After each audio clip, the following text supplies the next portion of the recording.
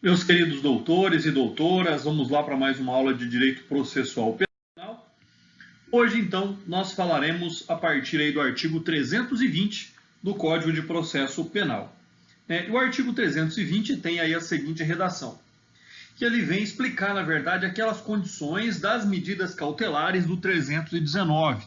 Então, o artigo 320, ele inicia falando da proibição de ausentar-se do país, da qual será comunicada pelo juiz às autoridades encarregadas de fiscalizar as saídas do território nacional, intimando-se o indiciado ou o acusado para entregar o passaporte no prazo de 24 horas. E aí é um fato, então, bastante interessante, da qual nós temos que observar que existem aí discussões sobre a constitucionalidade da apreensão do passaporte ou da carteira nacional de habilitação, conforme aí nós temos o precedente a ser julgado no STF. Então, quem aí buscar aí quiser complementar os nossos estudos, pesquisem aí a pauta de julgamento do STF, que trata sobre a discussão da inconstitucionalidade da apreensão de passaporte.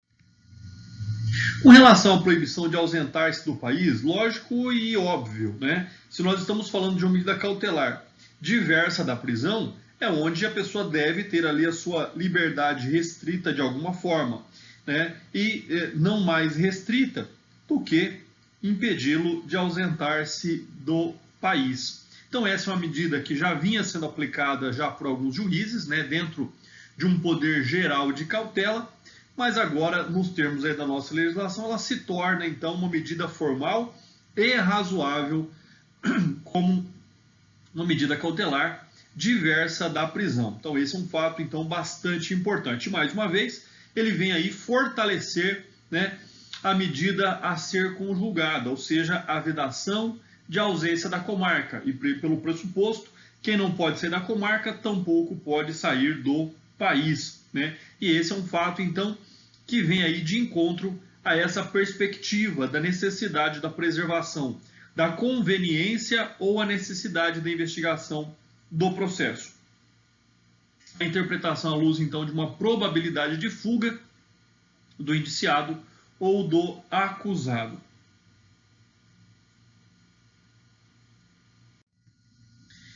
Nós vamos agora para o capítulo 6 do Código de Processo Penal, sobre esse título, e da liberdade provisória ou com sem fiança. Lembrando mais uma vez que a regra é a liberdade, a exceção é a prisão. Se nós estamos falando de liberdade provisória, é aquela que deverá ser concedida frente à prisão temporária, E a liberdade condicional, quando também ali aplicados preceitos substitutivos da prisão preventiva. Bom, o que nós temos sobre a liberdade provisória?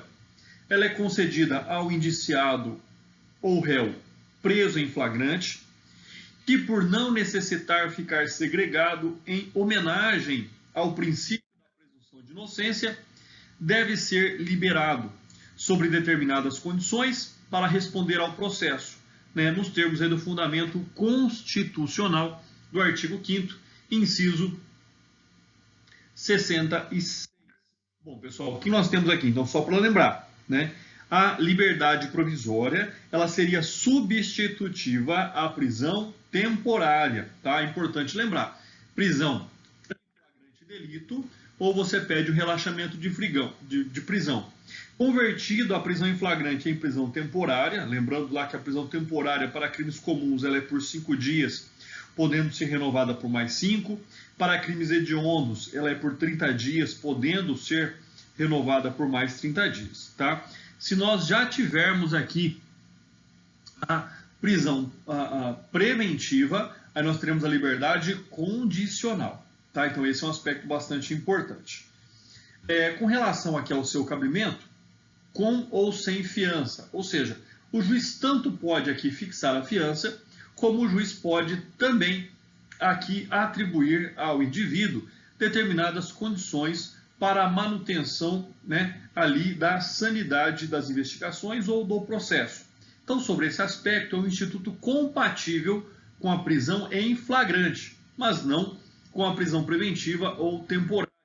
E nessas duas hipóteses, vislumbramos então não mais estarem presentes os requisitos que as determinaram. O melhor fazer é revogar a custódia cautelar, mas não colocar um réu em liberdade provisória, que implica também no respeito de determinadas condições, conforme eu disse, ou pela aplicação da fiança, ou pela aplicação de condições ao indivíduo. Quais condições? As mesmas descritas aí no artigo 319.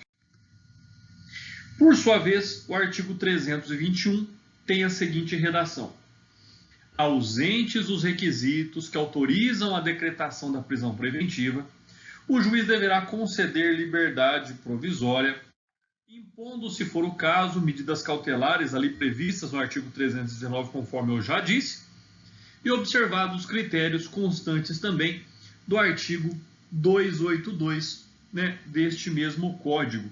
Então, ou seja, ausentes os requisitos que autorizam a prisão preventiva, né, e aí nós estaremos falando lá dos artigos 311 e 312 do Código de Processo Penal. Se não for essa possibilidade, liberdade provisória, com ou sem fiança, né, e também aí a possibilidade da aplicação de condições nos termos do artigo 319. Na contramão da preventiva, havendo prisão em flagrante, verificada a sua legalidade, o magistrado possui basicamente duas opções. Primeiro, constatando os requisitos do artigo 312, converte o flagrante em preventiva, mantendo-se o indiciado preso. E letra B, conclui-se pela inexistência dos mesmos requisitos e defere-se a liberdade provisória, com ou sem a imposição de fiança. Lembrando que a imposição de fiança não deve aqui, por exemplo, para o réu pobre, ser uma condição de alcançar a liberdade. Caráter subsidiário da prisão. Lembrando, nos termos ali da Lei 12.403 de 2011, a ideia de ser prisão provisória a última ratio, vale dizer, a derradeira opção do juiz para cuidar de indiciados e réus ao longo do processo criminal. E ainda temos aí medidas cautelares alternativas, que não são aplicadas automaticamente, porque necessitam ali da análise de viabilidade, de necessidade e de adequabilidade nos termos do artigo 282 deste mesmo Código. Então, inicialmente seria a fixação da fiança e, presentes os requisitos, também aí a indicação de medidas cautelares.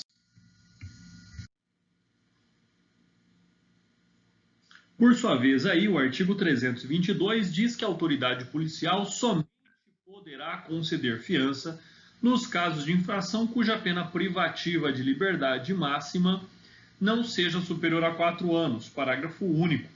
Nos demais casos, a fiança será requerida ao juiz, que decidirá em 48 horas. Ou seja, aí nós temos, então, uma análise já bastante importante, que é o fato de que a autoridade policial poderá fixar a fiança, como a própria lei diz, a crimes cuja pena máxima não seja superior a 4 anos. Ou seja, então nós temos aqueles crimes em que o réu se livra solto, né? Sendo primário, bons antecedentes, não tendo ali nenhum fator negativo que desabone a sua pessoa. Então esse é um fato já aí importante. Ou seja, nós temos que, para crimes então apenados com regime prisional aberto ou semiaberto, cuja pena não seja superior a 4 anos, pode o delegado de polícia arbitrar a fião. Porém, em casos excepcionais a estes, somente o magistrado é que poderá ali, então, arbitrar a fiança.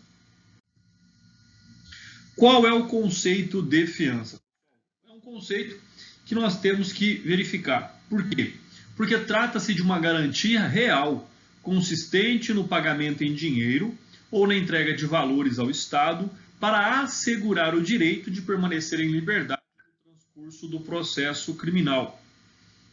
Considera-se a fiança uma espécie do gênero caução, que significa garantia ou segurança. Disse ser, né, então, a caução fidejussória, ou seja, quando a garantia dada é pessoal, isto é, assegurada pelo empenho da palavra de pessoa idônea, de que o réu vai acompanhar a instrução e apresentar-se em caso de condenação. Esta seria a autêntica fiança. Com o passar dos anos, foi substituída pela denominada caução real, implicando o depósito ou a entrega de valores, né, desconfigurando a fiança, assim. Ainda é considerada, então, como uma feição da atual fiança, ou seja, conforme se vê aí no Código de Processo Penal, nos termos também da análise doutrinária. O objetivo dela, primordialmente, é assegurar a liberdade provisória do indiciado ou do réu, né? E essa garantia, na verdade, é um valor que, caso ele seja condenado, será perdido em razão do Fundo Penitenciário Nacional. Caso ele seja absolvido, o valor será devolvido com as devidas correções, né? Então, ou seja, esses valores ali, entregando-se esses valores ao Estado, estaria a pessoa vinculando-se ao acompanhamento da instrução processual. Por isso que a fiança tem esse caráter, né, importante patrimonial para o indivíduo. Ela deve ser adequada e compatível com a capacidade econômica do mesmo, né? Um outro fato também é que a fiança tem ainda como objetivo garantir o pagamento das custas e também da multa em caso de condenação.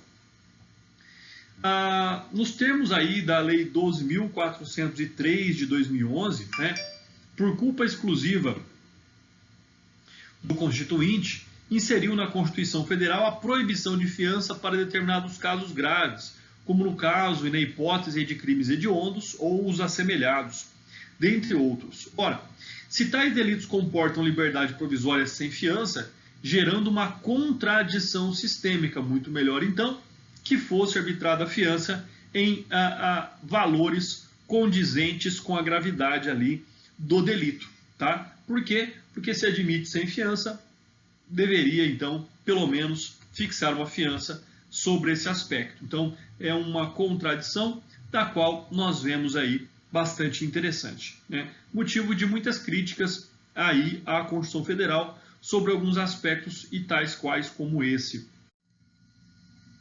Aperfeiçoamento do Instituto da Fiança, pessoal. O que é importante dizer sobre isso? É importante dizer que, para os crimes mais leves, né, como já ocorre atualmente aí, eles têm ali a possibilidade da fixação da fiança na própria sede policial, que torna isso muito mais fácil, que torna isso muito mais rápido e mais eficaz. Lembrando que para crimes mais graves, excetuado aqueles das quais não cabe somente poderia então ser fixada e arbitrada pelo juiz. E aí nós temos uma questão aqui, olha só. Homicídio qualificado até um mero furto simples deveriam ser objeto de fixação de fiança. Por ora, enquanto não se altera o texto constitucional, deve o juiz arbitrar a fiança sempre que possível, gerando essa cultura na sistemática processual penal, pois é útil e razoável. Além de não gerar custo para o Estado pela segregação do indivíduo, pode ainda gerar já ali um bônus para o Estado com uma indenização paga, com as custas processuais pagas. Então, além de não gerar prejuízo, pode gerar um bônus para o Estado. A fixação pela autoridade policial, como nós já vimos, está ali adstrita às penas cuja pena não máxima seja a 4 anos, né? Então esse é um fato bastante importante. Agora, o que nós temos? Com a edição também da Lei 12.403 de 2011, a distinção entre reclusão e detenção para efeito de fiança algo correto e proveitoso, né? Então é melhor, fica mais fácil nós pensarmos o seguinte: quem é apenado com detenção pode ali ter a fiança afixada pela autoridade policial. Para os crimes apenados com reclusão, por óbvio, por serem mais graves, só poderiam ser, então, a fiança fixada, concedida, deferida e arbitrada pelo magistrado. Isso vai resolver sua vida aí durante os seus estudos, né? Então, ou seja, no estelionato, a pena máxima é de 5 anos. O delegado, em tese, não poderia arbitrar a fiança, porém, cuidando-se da tentativa de estelionato, diminuiu-se de 1/3 e desse montante passa a ser um valor abaixo de 4 anos, permitindo à autoridade fixar a fiança. Assim, a autoridade policial deve conceder a fiança na fase de inquérito, pois em juízo é sempre atribuição do magistrado a fixá-la. Então tem uma outra questão também, quanto ao momento em que o delegado pode arbitrar a fiança, na fase de inquérito.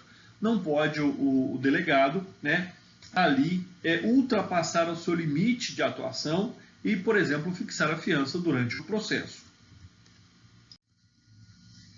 Arbitramento pelo magistrado. Importante aí que a própria lei fala na necessidade e na agilidade da fixação da fiança, ou seja, no prazo de 48 horas. Então, são situações aí bastante importantes sobre esse aspecto.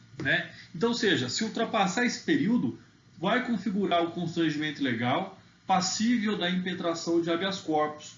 Cuidando-se de direito à liberdade, o prazo deve ser, então, fielmente respeitado. Por óbvio, o magistrado, se ele indeferir a fiança, igualmente cabe ali também a possibilidade do habeas corpus. Artigo 323.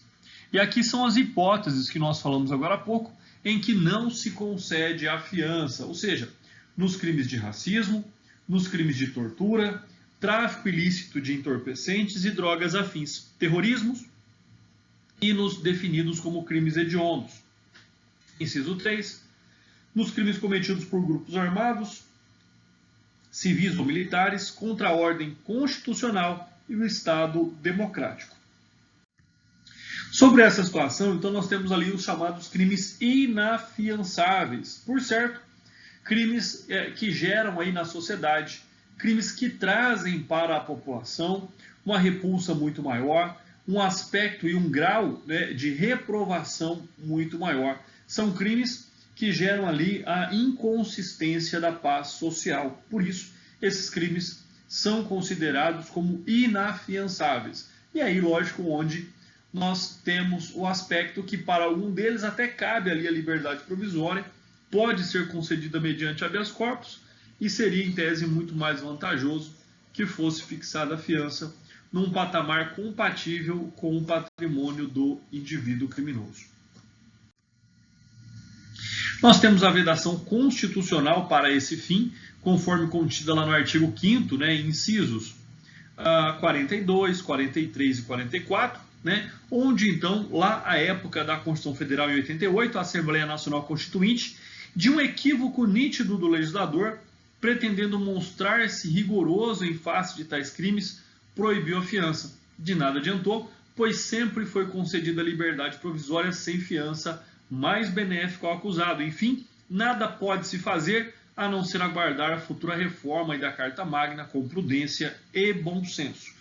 Nos termos do racismo, sobre esse aspecto, nós temos a Lei 7.716 de 89, E sobre esta visão, também por aquilo que diz o Código Penal, no artigo 140, parágrafo 3º, é onde nós temos então esse espelhamento, ou seja, onde o racismo ele é considerado ali como injúria discriminatória e aí também não cabe fiança. Quanto à tortura, nós temos uma lei específica, que é a Lei 9.455 de 97, e nos termos das condutas equiparadas ainda aí, no caso do tráfico ilícito de drogas, estão previstas tanto na Lei 11.343 de 2006, que é a Lei de Drogas, e também em referência à Lei 8.072/90, que diz lá que o tráfico, tortura e terrorismo são condutas equiparadas às condutas hediondas.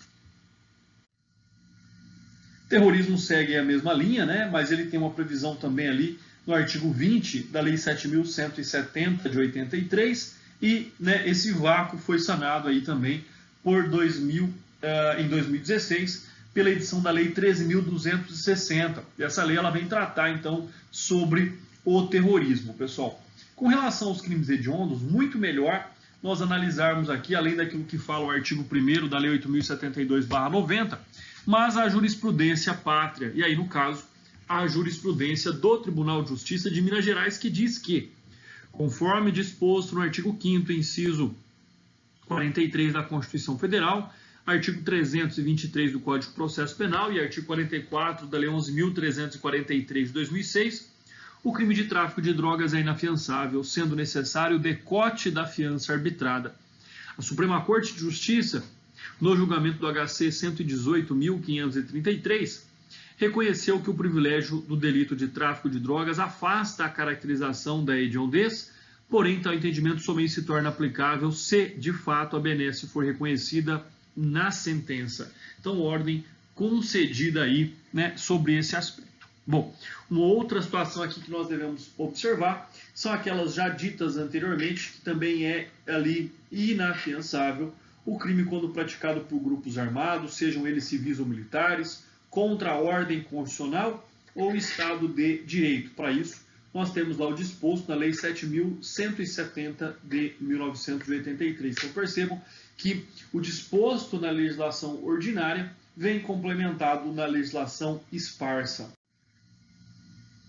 Proibição de fiança em leis especiais. E aí, né, nós já vimos com relação às hipóteses que nós já aí observamos. Sobre esse mesmo prisma, então, também vedou-se a liberdade provisória com ou sem fiança, nos termos do artigo 21 da Lei 10.826 de 2003, que trata ali do Estatuto do Desarmamento. E, em suma, né, de tempos em tempos, o legislador procura saciar-se na fonte da demagogia, pretendendo proibir a liberdade provisória por meio de lei especial, o que é totalmente combatido pela segurança jurídica e pela aplicação do direito de forma justa.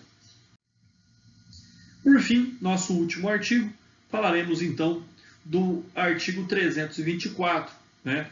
Não será igualmente concedido fiança aos que no mesmo processo tiverem quebrado a fiança anteriormente concedida ou infringido sem motivo justo, qualquer das obrigações a que se referem os artigos 327 e 328, conforme nós veremos mais adiante.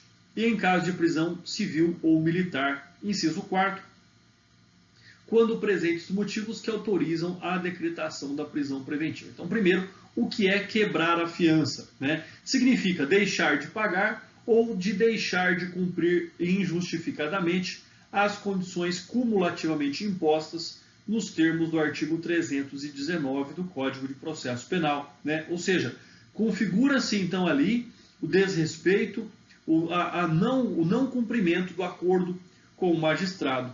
Quando se quebra a fiança, nós temos também como consequência a perda do valor, né? Ou pelo menos a perda da metade do valor da fiança. Tá? Então, esse é um aspecto bastante importante aí. Quando nós observamos essa análise, nós temos lá o disposto, como eu disse, no artigo 327, que ainda nós já veremos, mas que ele diz que a obrigação de comparecimento perante a autoridade, todas as vezes que for convocado. Artigo 318, proibição de mudança de residência sem prévia permissão da autoridade ou ausência por mais de 8 dias do local de residência sem comunicação. Temos ainda o artigo 341, motivos de quebra, como por exemplo, prática de outra infração penal dolosa na vigência da fiança. Artigos 350, no caso do réu pobre, em gozo de liberdade provisória sem fiança, deve-se seguir ali o disposto nos artigos 327 e 328, e eventualmente pode-se demonstrar ter infringido quaisquer das condições por motivo justificado, deixando o juiz então de decretar a quebra da fiança. Então percebam que pelo fato do réu ser pobre, não está ali obrigado a pagar quantia que não dispõe. Qual é a consequência da quebra, pessoal? O acusado perde metade do seu valor, devendo o magistrado decidir se aplica outra medida cautelar ou, se presente os requisitos do artigo 312, converte, então, a prisão em flagrante em preventiva. Então, esse é um aspecto bastante importante. Além da perda de metade do valor, corre-se o risco aí de ir para a prisão, pessoal. Então, prestem atenção sobre esse aspecto, que ele é um aspecto bastante importante, que faz aí a diferença quando da aplicação prática do direito, ou seja, perder metade da fiança é automático. Porém, com relação ali a aplicar-se outra medida cautelar ou estando presentes os requisitos da prisão preventiva, assim ela será então decretada. Modalidades de prisão incompatível com a fiança. Como nós já vimos, a prisão civil e a prisão militar têm caráter totalmente diverso da prisão cautelar, justificadora da concessão de fiança. Então, são medidas voltadas a pressionar alguém a cumprir uma obrigação, seja lá o pagamento de alimentos, no caso da prisão civil, né? Ou possuem perfil de sanção imediata e necessárias para impor a ordem, no caso da prisão militar, como é o caso das custódias militares. Enfim, a concessão da fiança frustraria integralmente esse caráter de coerção, ou seja, a prisão está relacionada ao cumprimento de um ato ou ao descumprimento de uma obrigação. Por fim, a presença dos requisitos da preventiva, ou seja, estando presentes os requisitos da preventiva, deve ser revogada ali a fiança e decretada a prisão, nos termos aí da jurisprudência do Amazonas, né, do estado do Amazonas. Estando o decreto preventivo fundamentado na garantia da ordem pública, porquanto as circunstâncias descritas nos autos demonstram que o paciente ostenta a personalidade voltada para o crime, inclusive marcada pela reiteração delitiva, e resta então recuperada a alegada ausência dos requisitos autorizadores da prisão preventiva. Não há que se falar em arbitramento de fiança quando presentes os requisitos da prisão preventiva, inteligência lá, no artigo 324, inciso 4º do Código de Processo Penal, ordem conhecida e denegada, ou seja, mantida a prisão em razão da conversão da prisão em flagrante pela quebra da fiança e concessão e decretação, melhor dizendo, da prisão preventiva. Pessoal, e essa foi nossa aula. Um forte abraço a todos e bons estudos.